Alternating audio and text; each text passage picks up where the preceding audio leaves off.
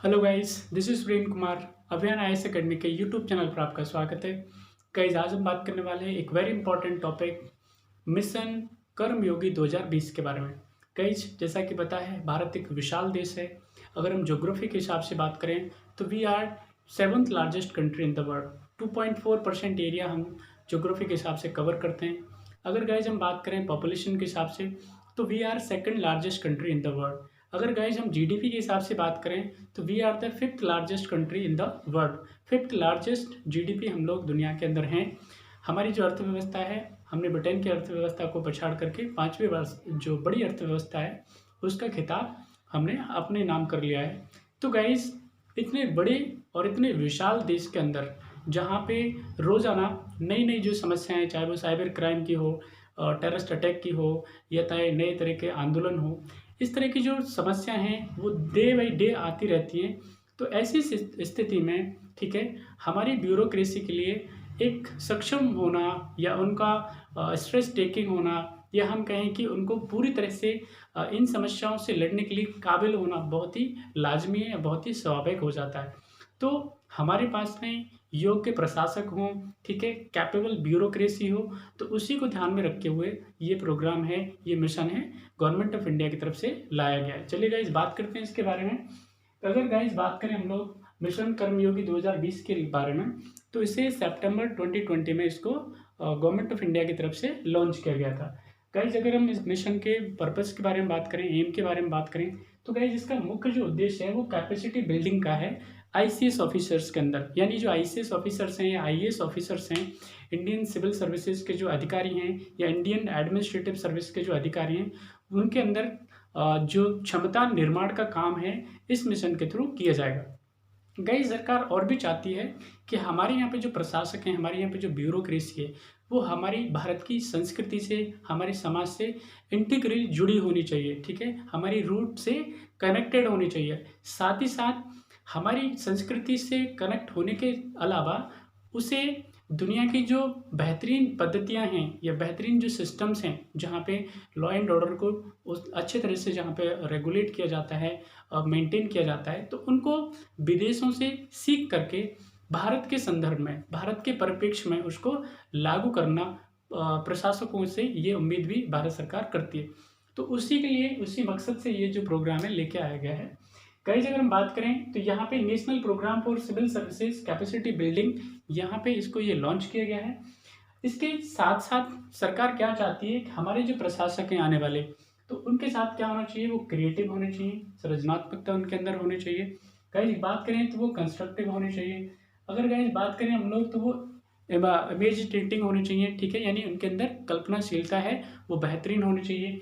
अगर हम गाइस बात करें, इनोवेटिव होने चाहिए, ठीक है, नई नई जो हमारे यहाँ पे जो डिस्कवरीज होती हैं तो उनका इस्तेमाल करना आना चाहिए। गाइस अगर हम बात करें तो प्रोएक्टिव होने चाहिए। तो हमारे जो प्रशासक हैं, अगर समाज की कोई भी समस्या है, कोई भी किसी भी तरह का प्रॉब्लम है, तो उसको आगे बढ़ कर के और उसको सॉल्व करने में या सहयोग करने में वो हिचकिचाने वाले नहीं होने चाहिए। अगर गाइस बात करें हम लोग तो प्रोफेशनल हमारे अधिकारी होने चाहिए।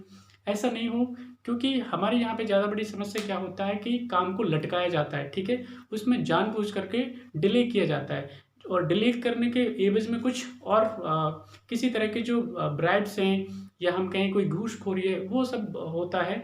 तो इससे क्या होता है, हमारी जो प्रोफेशनलिटी होती है वो हार्म होती है, उसमें नुकसान होता है। अधिकारी को चाहिए कि वो कैसे होने चाहिए, प्रोफेशनल होना चाहिए, यानी जो भी काम है वो तय समय में होना चाहिए, उसमें कोई किसी तरह का हेरा फेरी या डिले नहीं होना चाहिए। अगर इस बात करें हम लोग तो हमारे जो अधिकारी लोग हैं या प्रशासक हैं वो प्रोग्रेसिव होने चाहिए, यानी किसी भी तरह की जो रूढ़िवादिता है उससे वो प्रभावित ना हो, उससे वो जुड़े हुए ना होने चाहिए। अगर गाइस बात करें तो एनर्जेटिक होने चाहिए हमारे अधिकारी, ठीक है।